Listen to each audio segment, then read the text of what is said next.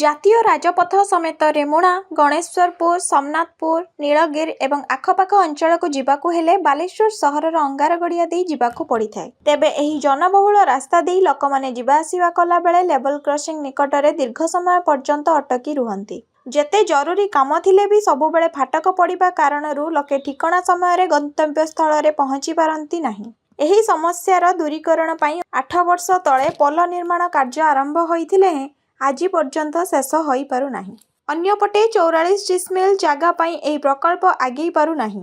ରେଳ ବିଭାଗର କାମ ସରିଥିବା ବେଳେ ପୂର୍ତ୍ତ ବିଭାଗ ଅନୁଦାନ 37 କୋଟିରୁ 50 କୋଟି ଟଙ୍କା ଛୁଇଁବାକୁ ବସିଛି। ଅନ୍ୟପଟେ ସହରରୁ ଏବଂ ସହର ବାହାରୁ ହଜାର ହଜାର ଲୋକ ଅଙ୍ଗାରଗଡ଼ିଆ ରେଳ ଫାଟକ ଦେଇ ବିଭିନ୍ନ ସ୍ଥାନକୁ ଯିବା ଆସିବା କରନ୍ତି।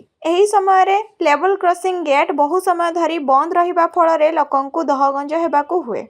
एक्चुअली तार टोटाल तार काम सरी तार एविक्शन काम सरी ना आपणकर जमी पुलिस लाइन छकरू आसुटी जो क्रॉस मराई दाग मराई तहसीलदार फसीलदार बहुत वर्ष आगु 2-4 वर्ष आगु दाग मारी से एविक्शन हम और लोक कंपनसेशन देवे।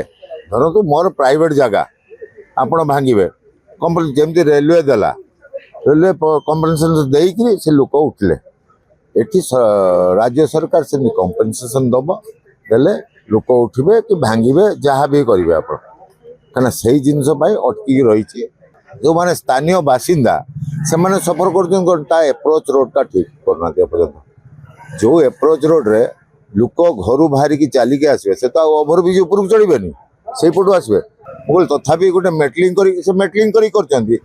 किंतु पिच तो कर ना पिच कले तो से फाटी जाऊँ से पिच नुहे से गाड़ी जाइए दबी जाऊँ लोक अतिष्ट है से ड्रेनटा आम से ओभरब्रिज बुझी ओभरब्रिज कहले हाँ आम करदे सरकार आगु को बढ़ापी प्रस्तुत अच्छी किंतु कौन लेखना अच्छी सेटा यदि खुली कहते लोक सचेतनता दरकार ये निर्माण कार्य सरिबा जेतिकी डेरी हेउची प्रकल्पर मूल्य मध्य सेतिकी बढ़ुची। सबुठारु बड़ कथा हैला जातीय राजपथ को संजोग करुथिबा अंगारगड़िया अंचल रे विभिन्न शिक्षानुष्ठान स्वास्थ्य केन्द्र सरकारी दफ्तर रही। एइथिपाई एही रास्ताटी अधिकांश समय चलचंचल होइथिबा बेले शह शह जानवाहन मध्य चलाचल करे। लोके तरतर होई गला बेले दुर्घटनार शिकार मध्य हुअन्ति। राजनेता और प्रशासनिक अधिकारी माने सबु जानुछन्ति तथापि समाधान पाई केही दृष्टि न देबा दुर्भाग्यर विषय बोली लोके अभियोग उठेलेनि। सूचना अनुसार 2014 मसीह राज्य और केन्द्र अनुदान रेल विभाग एवं विभाग ब्रिज निर्माण कार्य आरंभ करिथिला। प्राथमिक पर्यायर ब्रिज निर्माण कार्य केतेक समस्या देखा देइथिला और परे समाधान होइथिला। गोटिए पटे रेल विभाग उच्छेद व्यक्ति को क्षतिपूरण प्रदान करी निजे दायित्व सारी देइथिबा बेले पूर्त विभाग कार्य विलंब को नहीं लोके प्रश्न उठाइबाकू आरंभ कलेनी। रेलवे तरफ जहाँ कंपनसेशन प्रशासन तरफ ताकू उच्छेद आवश्यकता अच्छी और कंपेनसेशन देकी उच्छेद करार आवश्यकता किंतु लोकल प्रशासन प्रति ध्यान दौना। ये डिस्ट्रिक्ट मजिस्ट्रेट कलेक्टर एवं डीआरएम बसिकी तार जो जो जो बाधा विघ्न अच्छी समस्या समाधान होगा दरकार ता सहित से कम कला बेले बहुत एंटी सोशल जाकि डिस्टर्बेंस कर तथ्य मिलूँ। ए सब एसपी कलेक्टर एवं डीआरएम मिसिकी बस गोटे उच्चस्तरीय बैठक कर जहाँ जहाँ समस्या अच्छी समाधान कले ही हो पार। एने पूर्त विभाग अधीक्षण जंत्री और जिलापाल प्रतिक्रिया रखिछन्ति। जो ब्रिज कथा आपण कहउछन्ति सेठी माने पीडब्ल्यूडी अर्थात आरएनबी एंड रेलवे अथॉरिटी बहुत जनकर मिसिकी जॉइंट काम सेठी अछि।